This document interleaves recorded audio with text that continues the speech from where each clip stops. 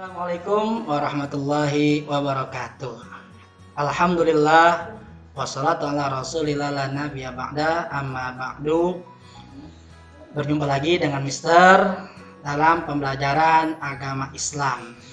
Oke, pada pertemuan kali ini kita akan membahas tentang Asmaul Husna.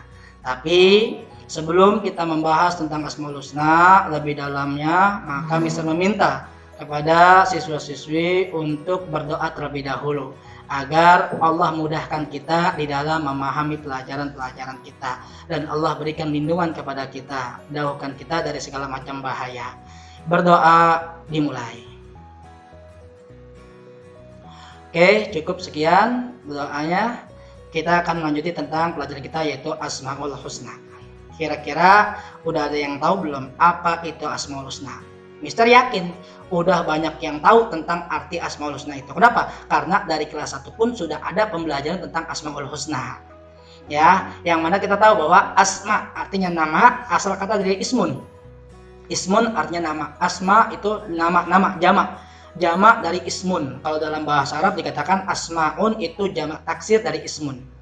Yang kedua al-husna. Husna dari kata hasanun yaitu bagus. Artinya Asmaul Husna artinya nama-nama yang bagus. Oke, pada pertemuan kali ini di kelas 5 ini kita akan bahas tentang Asmaul Husna. Kita baca dulu ayat-ayat Allah. Kata Allah di dalam Al-Qur'an, A'udzubillahi minasyaitonirrajim. Bismillahirrahmanirrahim. Walillahil asmaul husna fad'u biha. Wazarul ladzina yulhiduna fi asma'ihi sayujzauna ma kanu ya'malun. Wa mimman khalaqna ummatan yahduna bil haqqi wa bihi ya'dilun. Ya, kita baca. Ya, bareng-bareng dibaca. Walillahil asmaul husna, bagi Allah memiliki nama-nama yang baik.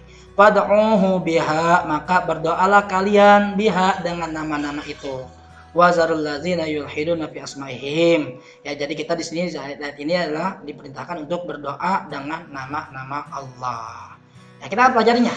Oke, berikut.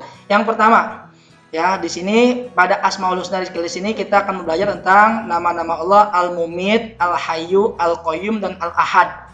Kira-kira udah ada yang tahu belum apa arti Al-Mumit, Al-Hayyu, Al-Qayyum dan Al-Ahad? Oke, Al-Mumit kita akan artikan secara global dulu. Al-Mumit artinya yang maha mematikan, Al-Hayyu yang maha hidup, Al-Qayyum yang maha berdiri sendiri, Al-Ahad yang maha esa. Untuk lebih jelasnya mari kita lanjut slide berikutnya. Pertama, Al-Mumit. Al-Mumit artinya yang maha mematikan. Setiap makhluk hidup pasti akan mengalami kematian. Hanya Allah sajalah yang kekal. Ya, jadi nggak ada manusia yang hidup abadi. Nggak ada manusia yang hidup selama-lamanya. Pasti semua manusia akan meninggal dunia. Sebagaimana Allah katakan, kullu man 'alaiha fan wa yabqa wajhu rabbika dzul jalali wal ikram. Setiap orang 'alaiha atasnya itu fan akan hancur binasa. Wa yabqa dan kekal wajhu rabbika zat Tuhanmu dzul jalali wal ikram yang memiliki keagungan dan kemuliaan. Jadi yang hanya kekal adalah Allah. Semuanya bakalan binasa. Baik itu manusia, setan, jin, bahkan malaikat pun akan binasa nantinya. Tuh. Dan Allah pun mengatakan dalam Al-Qur'an apa?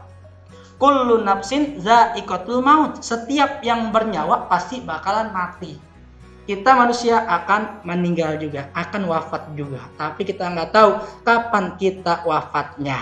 Entahkah hari ini, esok, atau lusa, atau sebulan lagi, atau seminggu lagi.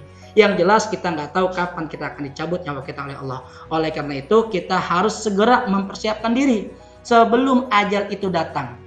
Sebelum waktu itu datang kepada kita, kita harus mempersiapkan diri kita, gitu ya. Biar ketika kita meninggal dunia, kita sudah memiliki bekal yang cukup, kita sudah memiliki tabungan yang cukup untuk kita bawa ke akhirat. Yang mana Allah katakan, watazawwadu fa inna khairaz zadit taqwa. Berbekalah kalian, sepaling baik bekal adalah bertakwa kepada Allah, yaitu menjalankan perintah Allah, menjauhi larangannya. Misal sangat berpesan kepada siswa-siswi SD Cimcik Cekia, jangan pernah ada yang meninggalkan apa yang Allah wajibkan, baik itu sholat maupun puasa. Yang berikutnya, hikmah percaya bahwa Allah maha mematikan. Hikmahnya apa? Hikmahnya yang pertama adalah memacu diri untuk terus beramal soleh. Ya, kita harus selalu beramal soleh. Ya, setiap hari. Kenapa? Karena kita tidak tahu tadi. Ya, kita nggak tahu kapan kita mati. Jangan-jangan lagi kita berbuat maksiat atau tidak beramal soleh, kita mati. Jadilah kematian itu dinamakan dengan su'ul khotimah. Kan setiap orang pasti menginginkan yang namanya husnul khotimah, mati yang baik. Oleh karena itu, setiap hari harus kita melakukan amal soleh. Biar kita mati dalam keadaan husnul khotimah. Yang kedua, meningkatkan ibadah kepada Allah. Ya, perbanyak ibadah. Karena ibadah baik itu sholat, zikir, ngaji, ya atau yang lainnya itu termasuk ibadah. Itu harus kita tingkatkan. Kan kita pengen ya yang kita lagi meninggal dalam keadaan lagi sholat. Kan luar biasa, Masya Allah. Ya kalau ada yang lagi sholat meninggal dunia, atau lagi ngaji, lagi belajar meninggal dunia, itu Masya Allah. Ya langsung Allah angkat itu derajatnya orang yang seperti itu.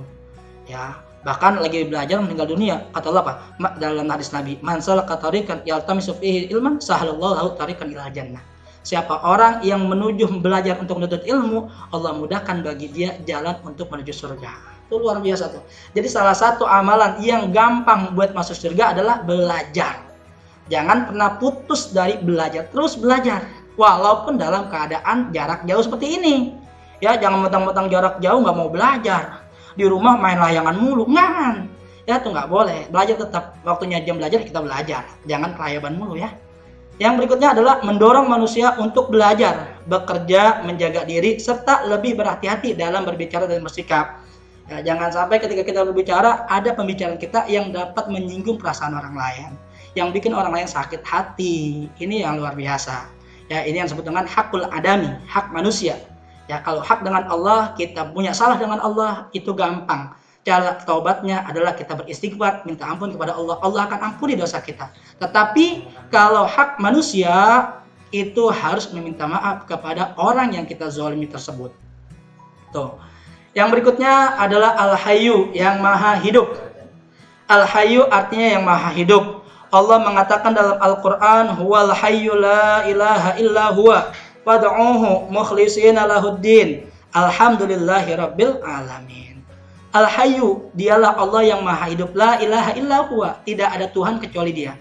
Fad'uhu, maka berdoalah kepada Allah. Mukhlishina lahuddin, dalam keadaan ikhlas dan tulus. Alhamdulillahi rabbil alamin, segala puji bagi Allah Tuhan semesta alam. Tuh, jadi Allah yang maha hidup. Entah Allah yang menghidupkan, bisa jadi dua kemungkinan nih, bisa jadi dua arti. Yang pertama, Allah hidup terus, nggak akan mati. Yang kedua, Allah zat yang menghidupkan sesuatu yang mati. Ya, kita tadinya mati dihidupkan oleh Allah, itu bisa jadi dalam kata Al-Hayyu ini.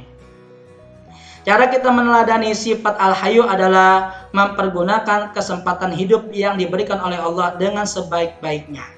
Mumpung kita masih hidup, marilah kita melakukan amal-amalan kebaikan. Kenapa? Karena kalau kita sudah mati, itu sudah tidak bisa menambah amal kebaikan kita. Ya, dikatakan dalam bait syair, dalam bahasa syair katakan apa? Al-mautu ya'ti baktatan wal qabru sundukul amal. Al-mautu ya'ti baktatan wal qabru sundukul amal. Mati itu datangnya tiba-tiba. Wal qabru sundukul amal, dan kuburan itu adalah penutup daripada amal perbuatan kita. Kotak udah tutup ya, perbuatan kita, amal kita udah tutup. Ketika kita meninggal dunia udah tutup, putus amal, kecuali yang tiga. Ya, yang kata Rasulullah dalam hadisnya, idza mata ibnu adam in qata amaluhu illa min salas. Apabila meninggal seseorang, terputus amal kebaikannya kecuali tiga. Ada tiga amalan yang tetap akan dapat kepada si mayit yang meninggal dunia walaupun dia sudah tidak ada di dunia. Apa itu? Yang pertama adalah sedekah jariyah, anak soleh, dan ilmu yang bermanfaat. Tiga itu ya, kita harus punya salah satu dari itu, harus kita ada ya, entah kita punya ilmu yang bermanfaat atau sedekah jariyah ya. Dengan sebaik-baiknya, seperti banyak melakukan amal-amal kebajikan. Kita lakukan amal-amal kebajikan. Oke, mungkin cukup sekian, kurang lebihnya wabillahi taufiq. Assalamualaikum warahmatullahi wabarakatuh.